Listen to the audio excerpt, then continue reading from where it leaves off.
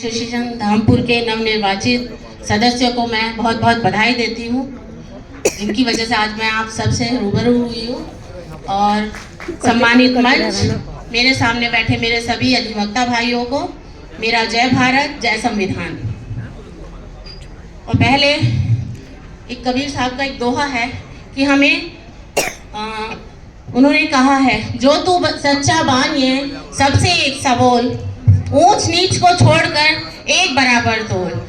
हमें किसी से भेदभाव नहीं करना चाहिए और सबसे एक नजरिए से बात करनी चाहिए, जो एक अधिवक्ता का कर्तव्य है। और उसी से हमारा अधिवक्ता समाज सम्मानित होता है और कार्य करता है। और जैसे कि भारत का कानून भारत की जनता के लिए सबसे बड़े हित अनुभाग के रूप में कार्य करता है, और ये कार्य अधिवक्ताओं के द्वारा, अधिवक्ताओं के काले कोट पर के कंधों पर उसका भार है और उसी के अनुसार ये कार्य सफल हो पाता है। तो मैं यही कहना चाहूँगी कि अधिवक्ता की जिम्मेदारी बहुत बड़ी है। उसे अपनी जिम्मेदारी को निष्पक्ष होकर ईमानदारी से धर्मनिरपेक्ष विचारधारा के साथ कार्य क्रियावंती करना चाहिए, तभी हम एक अच्छे राष्ट्र का निर्माण कर सकते हैं।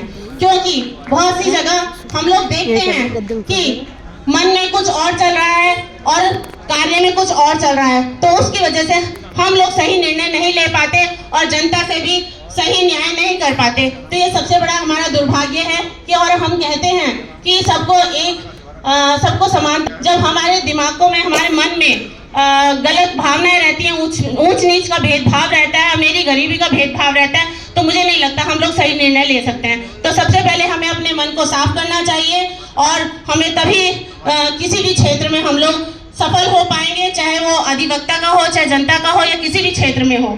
तो मैं यही कहना चाहूँगी। और सब फिर एक बार बार एसोसिएशन धामपुर को, मैं क्षेत्रीय बार एसोसिएशन धामपुर को मैं बहुत बहुत धन्यवाद देती हूँ कि उन्होंने यहाँ की जिम्मेदारी अपने कंधों पर ली और वो बखूबी उसे निभाएंगे। उनके अगर इस कार्य में कहीं पे भी मेरे सहयोग की जरूरत होती है तो मैं बढ़ चढ़कर उनके आगे उनके साथ कंधे से कंधा मिलाकर काम करूंगी। इसी के साथ सभी को धन्यवाद। अधिवक्ता एकता जिंदाबाद। धन्यवाद।